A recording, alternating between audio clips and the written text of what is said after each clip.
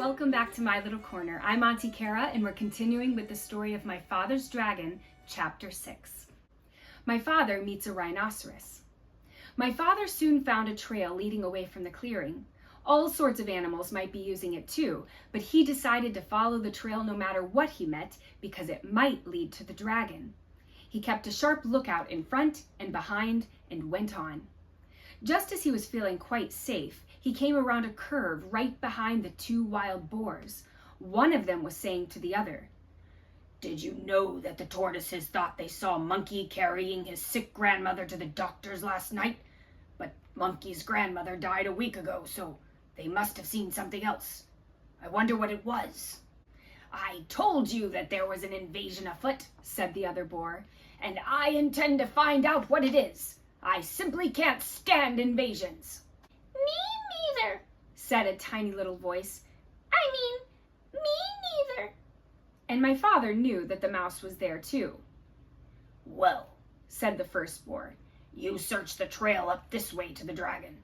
I'll go back down the other way through the big clearing and we'll send Mouse to watch the ocean rocks, in case the invasion should decide to go away before we find it."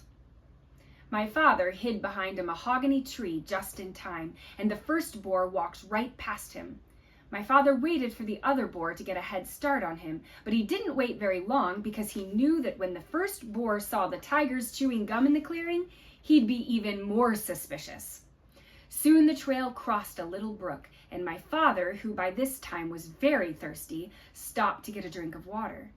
He still had on his rubber boots, so he waded in a little pool of water and was stooping down when something quite sharp picked him up by the seat of his pants and shook him very hard. "Don't you know that's my private weeping pool?" said a deep, angry voice. My father couldn't see who was talking because he was hanging in the air right over the pool, but he said, "Oh no, I'm so sorry. I didn't know that everybody had a private weeping pool." "Everybody doesn't," said the angry voice, "but I do because I have such a big thing to weep about, and I drown everybody that I find using my weeping pool." With that, the animal tossed my father up and down over the water. "What is it that you weep about so much?" asked my father, trying to get his breath, and he thought over all the things he had in his pack. "Oh, I have many things to weep about, but the biggest thing is the color of my tusk." My father squirmed every which way to see the tusk, but it was through the seat of his pants where he couldn't possibly see. "When I was a young rhinoceros, my tusk was pearly white," said the animal, and then my father knew that he was hanging by the seat of his pants from a rhinoceros's tusk. "But it has turned a nasty yellow-gray in my old age, and I find it very ugly. You see, everything else about me is ugly, but when I had a beautiful tusk, I didn't worry so much about the rest. Now that my tusk is ugly too, I can't sleep nights just thinking about how completely ugly I am, and I weep all the time. But why should I be telling you these things? I caught you using my pool, and now I'm going to drown you." "Oh, wait a minute, Rhinoceros," said my father. "I have some things that will make your tusk all white and beautiful again. Just let me down and I'll give them to you." The rhinoceros said, "You do? I can hardly believe it. Why, I'm so excited." He put my father down and danced around in a circle while my father got out the tube of toothpaste and the toothbrush. "Now," said my father, "just move your tusk a little nearer, please, and I'll show you how to begin." My father wet the brush in the pool, squeezed on a dab of toothpaste, and scrubbed very hard in one tiny spot. Then he told the rhinoceros to wash it off, and when the pool was calm again, he told the rhinoceros to look in the water and see how white the little spot was. It was hard to see in the dim light of the jungle, but sure enough, the spot shone pearly white, just like new. The rhinoceros was so pleased that he grabbed the toothbrush and began scrubbing violently, forgetting all about my father. Just then my father heard hoofsteps, and he jumped behind the rhinoceros. It was the boar coming back from the big clearing where the tigers were chewing gum. The boar looked at the rhinoceros, and at the toothbrush, and the tube of toothpaste, and then he scratched his ear on a tree. "Tell me, Rhinoceros," he said, "where did you get that fine tube of toothpaste and that toothbrush?" "Too busy," said the Rhinoceros, and he went on brushing as hard as he could. The boar sniffed angrily and trotted down the trail toward the dragon, muttering to himself, "Very suspicious. Tiger's too busy chewing gum, Rhinoceros too busy brushing his tusk. Must get hold of that invasion. Don't like it one bit, not one bit. It's upsetting everybody terribly. Wonder what it's doing here anyway." Chapter 7. My Father Meets a Lion. My father waved goodbye to the rhinoceros, who was much too busy to notice, got a drink farther down the brook, and waded back to the trail. He hadn't gone very far when he heard an angry animal roar. "Dang blast it! I told you not to go blackberrying yesterday. Won't you ever learn? What will your mother say?" My father crept along and peered into a small clearing just ahead. A lion was prancing about, clawing at his mane, which was all snarled and full of blackberry twigs. The more he clawed, the worse it became, and the madder he grew, and the more he yelled at himself, because it was himself he was yelling at all the time. My father could see that the trail went through the clearing, so he decided to crawl around the edge in the underbrush and not disturb the lion. He crawled, and the yelling grew louder and louder. Just as he was about to reach the trail on the other side, the yelling suddenly stopped. My father looked around and saw the lion glaring at him. The lion charged and skidded to a stop a few inches away. "Who are you?" the lion yelled at my father. "My name is Elmer Elevator." "Where do you think you're going?" "I'm going home," said my father. "That's what you think," said the lion. "Ordinarily, I'd save you for afternoon tea, but I happen to be upset enough and hungry enough to eat you right now." And he picked up my father in his front paws to feel how fat he was. My father said, "Oh, please, lion, before you eat me, tell me, why are you so particularly upset today?" "It's my mane," said the lion, as he was figuring how many bites a little boy would make. "You see what a dreadful mess it is, and I don't seem to be able to do anything about it.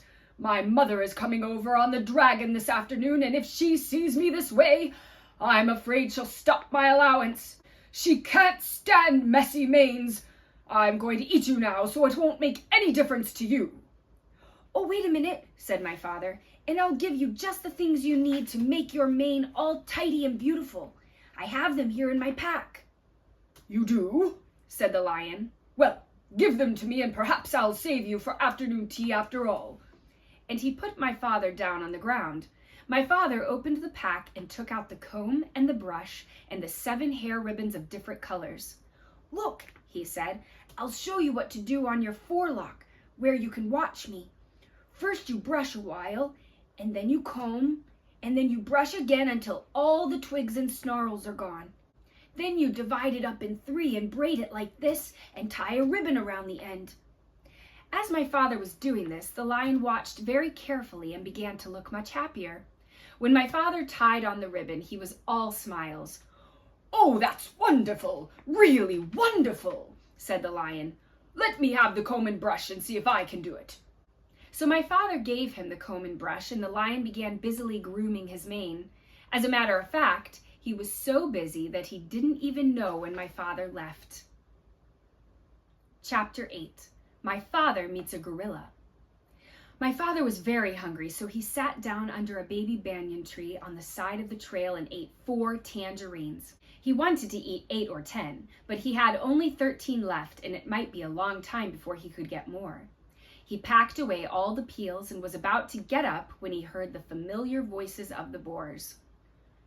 "I wouldn't have believed it if I hadn't seen them with my own eyes, but wait and see for yourself.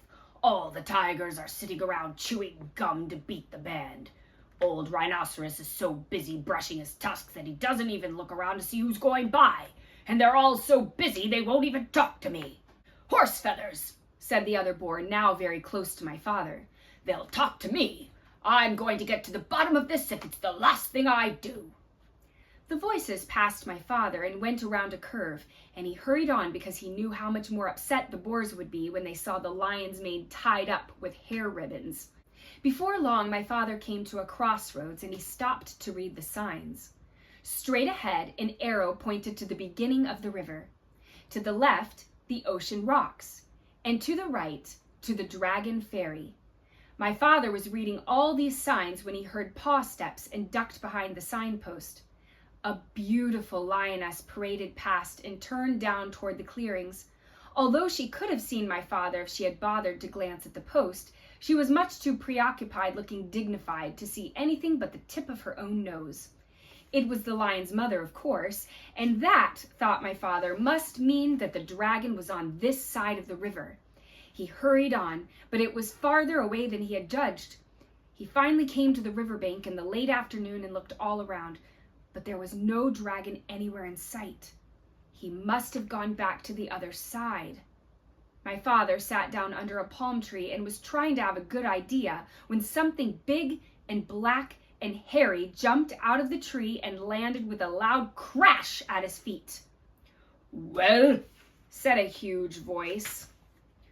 "Well, what?" said my father, for which he was very sorry when he looked up and discovered he was talking to an enormous and very fierce gorilla. "Well, explain yourself," said the gorilla. "I'll give you 10 to tell me your name, business, your age, and what's in that pack." And he began counting to 10 as fast as he could. My father didn't even have time to say, "Elmer Elevator, Explorer," before the gorilla interrupted. "Too slow! I'll twist your arms the way I twist that dragon's wings, and then we'll see if you can't hurry up a bit." He grabbed my father's arms, one in each fist, and was just about to twist them when he suddenly let go and began scratching his chest with both hands. "Blast those fleas!" he raged. "They won't give you a moment's peace, and the worst of it is that you can't even get a good look at them. Rosie, Rhoda, Rachel, Ruthie, Ruby, Roberta, come here and get rid of this flea on my chest. It's driving me crazy." 6 little monkeys tumbled out of the palm tree, dashed to the gorilla, and began combing the hair on his chest. "Well," said the gorilla, "it's still there." We're looking, said the 6 little monkeys, but they're awfully hard to see, you know. "I know," said the gorilla, "but hurry, I've got work to do." And he winked at my father. "Oh, gorilla," said my father, "in my knapsack I have 6 magnifying glasses. They'd be just the thing for hunting fleas." My father unpacked them and gave one to Rosie, one to Rhoda, one to Rachel, one to Ruthie, one to Ruby, and one to Roberta. "Why, they're miraculous," said the 6 little monkeys. "It's easy to see the fleas now, only there are hundreds of them." And they went on hunting frantically. A moment later, many more monkeys appeared out of the nearby clump of mangroves and began crowding around to get a look at the fleas through the magnifying glass. They completely surrounded the gorilla, and he could not see my father, nor did he remember to twist his arms. Thank you for joining me today. I hope you'll join me next time and find out what happens next. Please be sure to like and subscribe to my page, and we'll share many more stories together.